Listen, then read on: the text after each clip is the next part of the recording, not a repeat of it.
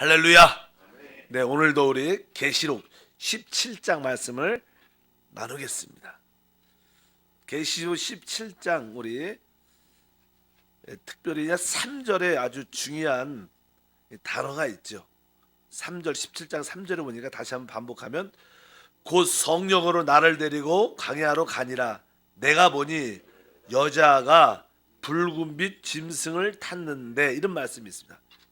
여자가 붉은빛 짐승을 탔다. 그래서 여기서 이 여자가 누구인가, 또 붉은빛 짐승이 무엇인가, 이런 단어가 우리가 한번 깊은 이해가 필요하다. 그러면서 우리가 이제는 여기에 특별히 이 붉은빛 짐승을 탄 여자죠. 그래서 여자에 대한 설명이 쭉 기록되어 있습니다. 1절에 보면 이 여자를 이렇게 표현하죠. 1절에 보니까 또 7 대접을 가진 7 천사 중 하나가 와서 내게 말하여 이르되 이리로 오라. 많은 무리에 앉아 큰 음녀가 받을 심판을 내게 보인다. 그래서 여기에 일단은 이 여자는 큰 음녀라는 그런 표현을 합니다. 그래서 이 음녀라는 것은 남편은 없고 이 다른 남자들을 많이 가지고 있는 그런 여자를 의미하죠. 그래서 원래 여기에 교회는, 믿는 자들은 하나님 입장에서 처녀, 여자의 신분이다. 그런데 우리가 영적인 처녀로서 그리스도를 우리의 하나님, 우리의 남편으로, 신랑으로 이렇게 섬기는 그런 믿음을 가져야 되는데, 이 여자는 그러한 처녀가 아니라, 신부가 아니라 음녀란 표현을 많이 합니다. 그래서 이 음녀는 아마 우리가 종교적인 바벨론 의미하는 우리가 천주교회다, 이렇게 말을 성경을 해석하는 사람들은 실제로 합니다. 그래서 일단은 이 음녀가 아니야 말을 하는데, 이 음녀가 무엇을 하냐면 일단은 많은 무리에 있다, 이런 표현이 기록되어 있어요. 아까 1절에 보니까 아까 많은 무리에 앉아 있는 큰 음녀, 이런 표현이에요. 많은 무리에. 이 많은 무리 무엇인가? 그 많은 물은 다른 것이 아니라 바로 많은 사람들, 열국, 그 다음에 민족들이다, 이런 표현들이 기록되어 있습니다. 그래서 한번 15절에 보면 그런 말씀이 기록되어 15절에 설명을 합니다. 또 천사가 내게 말하되 내가 본 바 음녀가 앉아있는 물은 백성과 무리와 열국과 방언들이라. 그래서 나는 이 여자가 많은 무리에 앉아있는데, 이 무리 무엇인가 설명을 하는데, 백성, 무리, 열국, 방언들. 그러니까 이 실제로 우리가 이 캐톨릭은, 이 교황은 이 많은 사람들을, 또 많은 나라 그 위에서 모든 것을 이게 영적으로 이렇게 이끌고 가고 정치적으로 이끌고 가는 그런 힘이 있습니다. 그래서 여기서 말하는 그런 뜻으로 우리가 기본적으로 이해를 가지면 좋습니다. 그리고 나서 그냥 그 여자의 이름을 설명해요. 이 여자 이름이 무엇이냐? 5절에 기록되어 있죠. 그의 이마에 이름이 기록되어 있으니 비밀이다. 비밀이라 큰 바벨론이다, 이렇게 표현합니다. 그러니까 일단은 그 여자의 이름이 비밀스럽게 이마에 써 있는데 이렇게 비밀스럽게 감춰져 있다는 거예요. 그런데 성경에 보니까 그 이름이 큰 바벨론이다. 그래서 이 바벨론 종교, 그러니까 바벨론 종교는 하나님을 대적한 그런 종교의 시작입니다. 그러니까 세상에 있는 모든 종교는 사실 근원이 바벨탑, 하나님을 대적하는 데 시작됐습니다. 그래서 이게 보통 종교라고 표현하는데, 바벨론 종교, 우리는 종교를 믿는 게 아니라 그래서 기독교, 그냥 세상 사람들이 우리를 교라고 자꾸만 종교라고 붙이지만 실제 우리는 살아계신 하나님을 섬기는 사람. 종교라는 단어가 썩 좋은 단어는 아니죠. 실제로 믿지 않는 사람들이 하는 이야기고, 우리는 살아계신 하나님을 섬기는 참된 신앙인 줄 믿습니다. 그래서 여기 보니까 그 이름이 큰 바벨론이다 설명을 하고, 뒤에 보니까 5절에 땅의 음녀들과 가증한 것들의 어미라 하였더라. 그러면서 땅의 음녀들, 많은 종교들이 있죠. 종교들이 거기에 아니 총체적인 최고의 대장이라는 뜻입니다. 그러면서 가지한 것들의 어미다. 가지한 것은 우상이죠. 우상. 가지한 것은 나는 가지한 것이 멸망에 가지한 것이 성전에 섰던 것을 보던 그때가 마지막 때를 표현하는데, 가지한 것은 우상을 의미하는데, 바로 이 캐톨릭 안에 실제로 우상의 요소가 참 많습니다. 너무나 우리가 잘 아는 어제도 말했지만 처음에는 이 캐톨릭 교육이 외적으로 보면 이렇게 종교적인 모습을 많이 갖고 있기 때문에 사람들이 이 관심도 있고 또 이렇게 마음에 드는 요소가 많아서 뭐 교회보다는 나는 캐톨릭 하겠다 이렇게 말하는 분들이 실제로 많아요.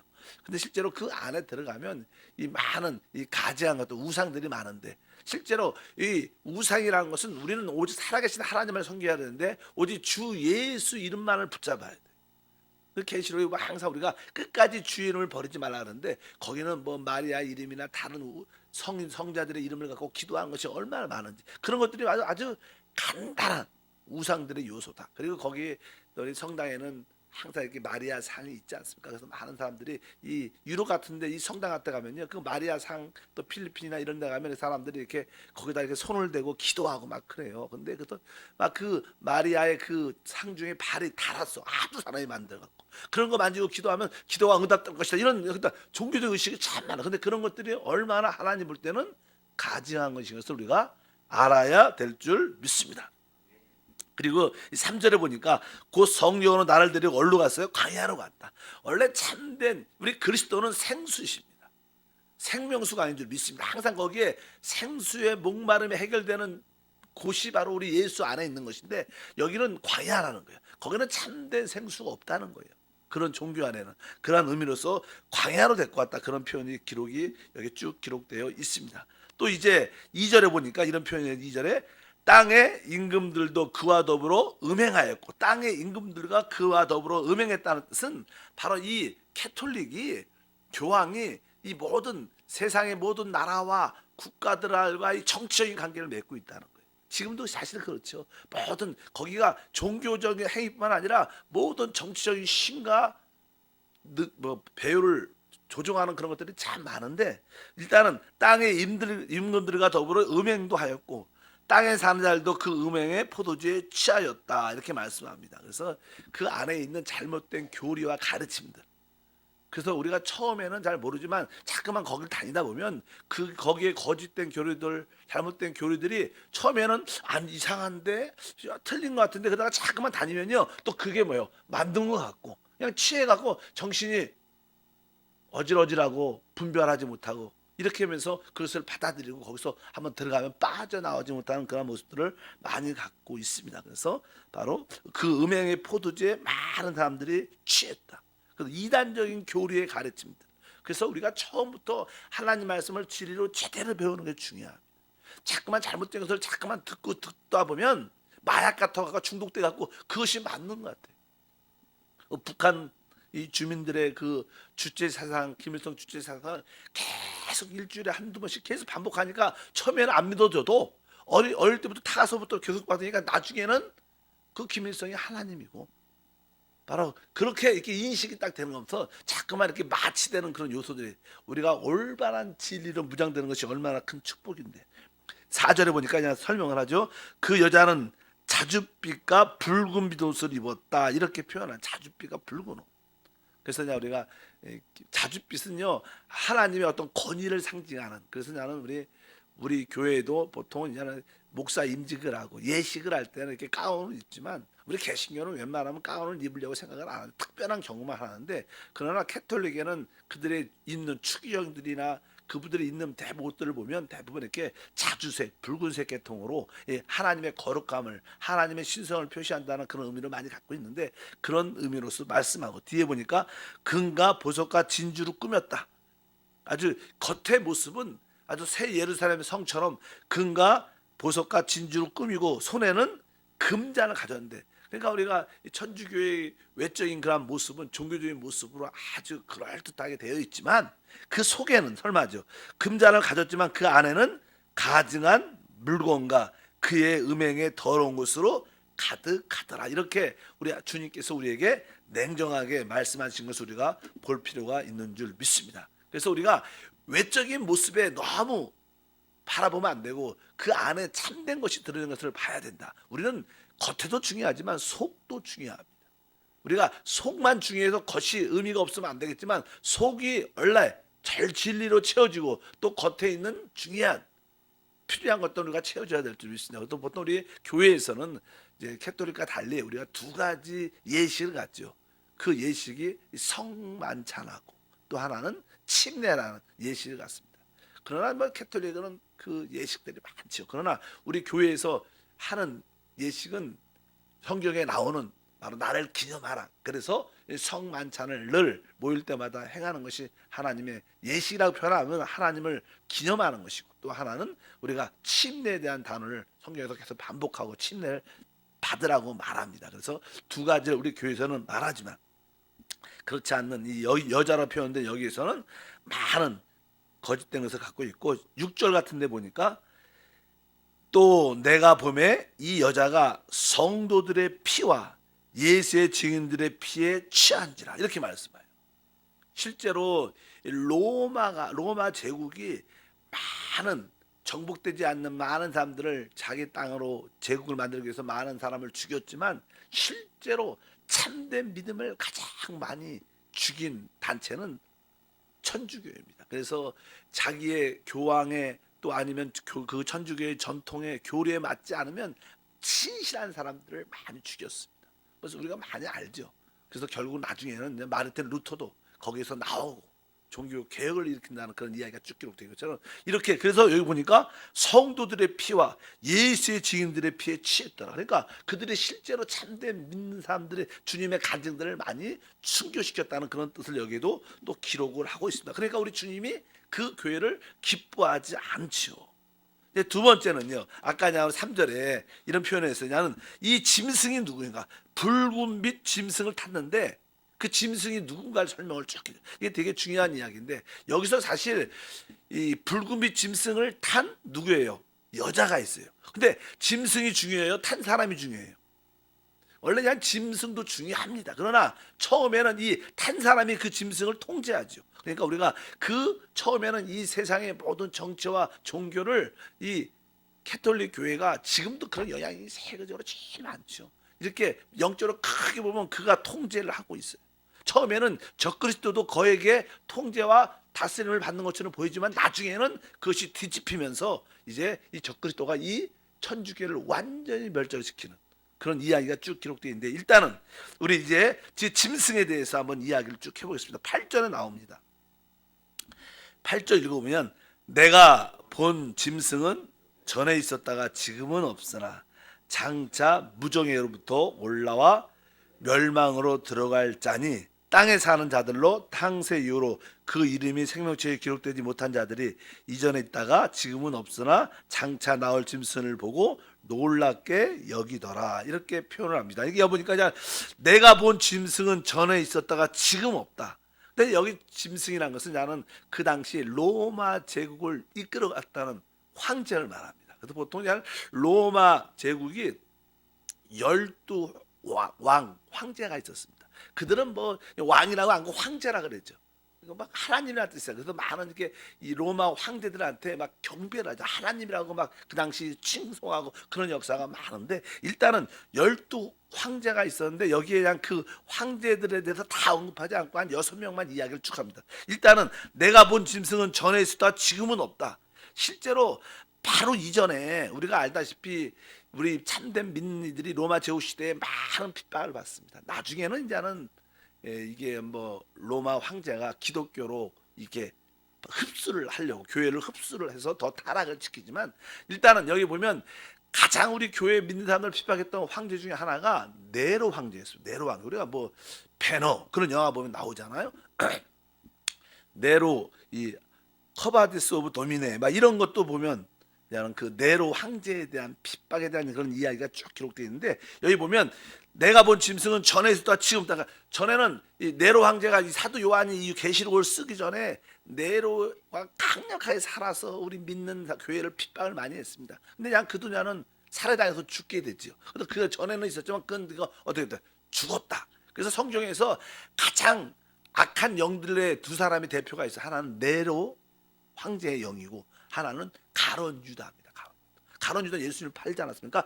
가론 유다도 영도 마지막 때 하나님께 아주 악하게 쓰임 받죠. 네로의 영도 아마 그럴 것이다 생각을 많은 이야기가 여기서 나옵니다. 그래서 지금은 없다. 이건 네로의 황제의 영을 말합니다. 장차 무정에서 결국 올라와 멸망으로 들어갈 자다 말씀을 하면서 이제 그 짐승에 대한 설명을 쭉 하는데, 그 짐승의 색깔은 아까 3절에 말씀하죠. 그 붉은 옷을 입고 붉은 빛을 띠고 있는 짐승이다. 그리고 3절에 보면 그 짐승의 몸에, 다시 한번 읽어볼까요? 중간부터, 여자가 붉은빛 짐승을 타는데 그 짐승의 몸에 하나님을 모독하는 이름들이 가득하고 7머리와 10뿔이 있다, 이렇게 표현을 하죠. 그러니까 7머리와 10뿔을 가지고 있다. 7머리, 이 짐승은 7머리와 10뿔을 가지고 있다는데 7머리가 무엇이냐? 근데 설명이 기록되어 있어요.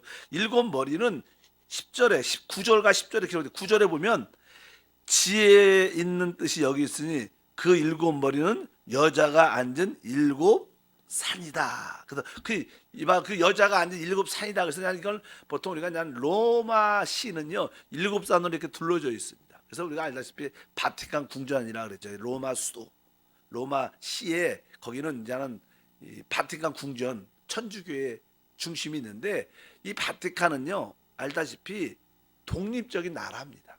원래 이탈리아 나라지만 아마 옛날에 1차 대전 때 무솔리니하고 아마 그 교황하고 계약을 맺어서 이제 그 안에 있지만 거기는 독립적인 나라의 계통으로 돼 있어요. 뭐 로마의 영향을 받지 않아요. 그건 독립적인, 그리고 아마 재산 같은 경우에도 이 바티칸 궁전이 로마시의 거의 반 이상을 소유하고 있지, 재산을. 그러니까 얼마나 부자인지. 우리가 알다시피 로마시의 전체 반의 땅이 누구 거예요? 그 바티칸 궁전, 로마 캐톨릭 거예요. 그러니까 그 안에 있는 그 부유함과 풍성함이 얼마나 많은지, 거기서 말해서 이 7머리다, 이것은 뭐예요?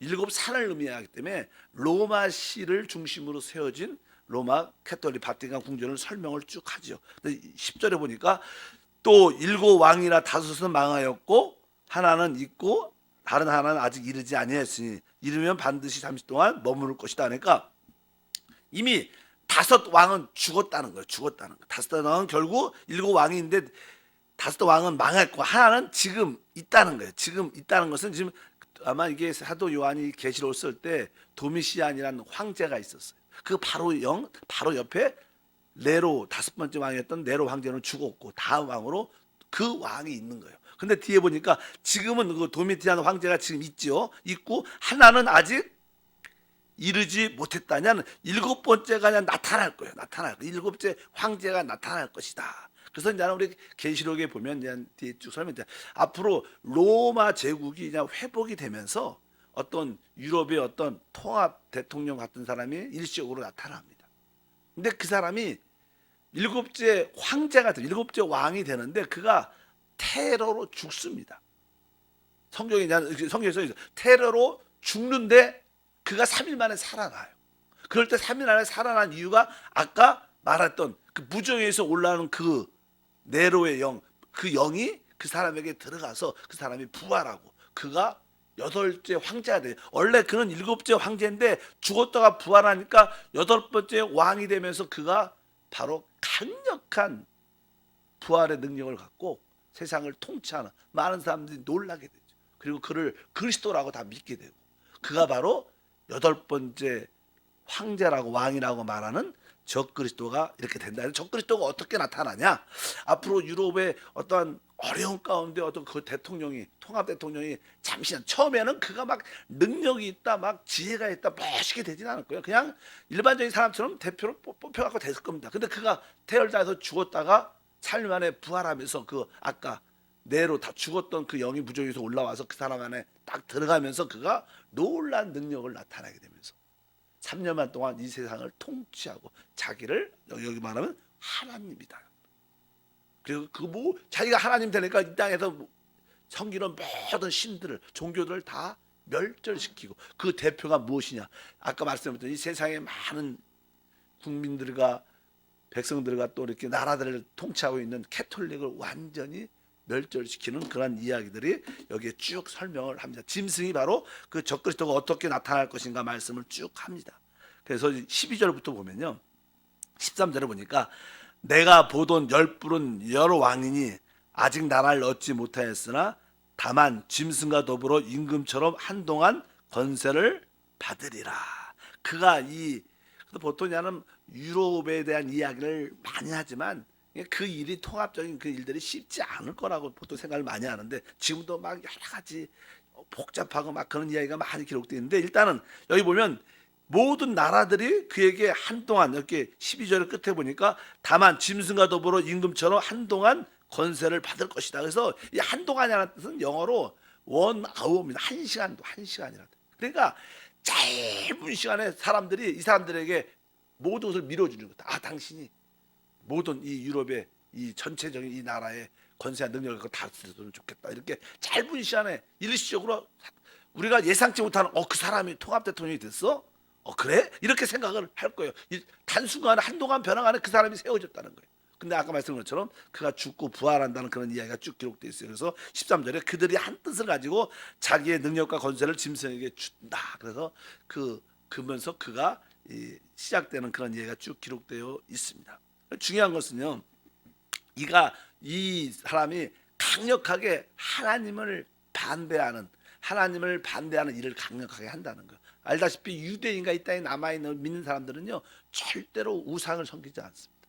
또 이렇게 사람을 하나님이라고 그리스도를 믿지 않죠. 그러니까 우리는 그걸 믿지 않으니까 그의 반대로 그들은 유대인과 우리 믿는 예수를 증인을 갖고 있는 사람들을 핍박하게 되는 이야기가 기록되어 있습니다. 그래서 14절에 그런 표현이 기록되어 있는데 그들이 어린 양과 더불어 싸우려니와 어린 양은 만주의 주시요 만왕의 왕이심으로 그들 이기실 터이요 또 그와 함께한 있는 자들 곧 부르심을 받고 택하심을 받은 진실한 자들도 이기리로다 이렇게 말씀을 합니다. 그래서 여기 보면 부르심을 받고 택하심을 받은 이런 단어가 있어요. 우리는 다 부르심을 받았지만 또 마지막 때 하나님의 이기는 자로 선택을 받아야 되죠. 믿습니다. 우리 다 이렇게 여기 보면 부르심을 받고 택하심을 받은 따라할까요? 부르심을 받고 택하심을 받은. 그러니까 우리는 다 하나님께 부르심을 받았지만 또 이기는 자로 처음 익은 열매는 어떻게 택함을 받으려면 우리가 이기는 자가 되는 거예요.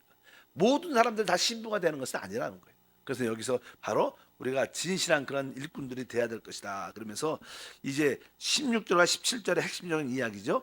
내가 본 바 이 열불과 짐승은 음녀를 미워하고 망하게 하고 벌거벗게 하고 그의 살을 먹고 불로 사르리라. 그러면서 바로 이 적그리스도와 그 함께하는 나라들이 완전히 캐톨릭 종교를 천주교회를 멸절시키고 교황을 죽이고 멸절시키고 그의 가지고 있는 모든 부와 명예를 다 뺏을 것이다.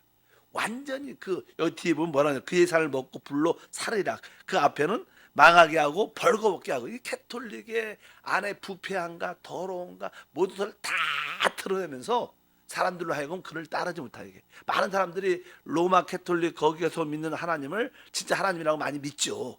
근데 진짜 이 로마를 캐톨릭을 천주교를 봐라. 저렇게 부패하고 타락했고 안 좋은 것을 다 드러낸다는 거예요. 그러니까 사람들이 그를 지지하지 않고 이분이 진짜 그리스도구나. 이분이 진짜 하나님이다. 그래서 뭐 우리가 종종 우리게 뭐 신부들과 뭐 옛날에 그런 책들이 많죠. 뭐 캐톨릭 안에도 아이들 뭐 안 좋은 이야기들이만 뭐 어린 아이들이 태어나갖고 그 자리에서 죽고 그런 애들이 뼈들이 그렇게 많다면 안 좋은 이야기 되게 많아요. 그런 안 좋은 이야기를 싹 드러내갖고 그 로마 캐톨릭의 부패함, 더러움을 완전히 들어서 사람들이 믿지 못하게 만들어갖고 그렇게 아주 망하게 할 것이다. 근데 이렇게 하시는 이유가 다른 게 아니라 17절에 기록되어 있습니다.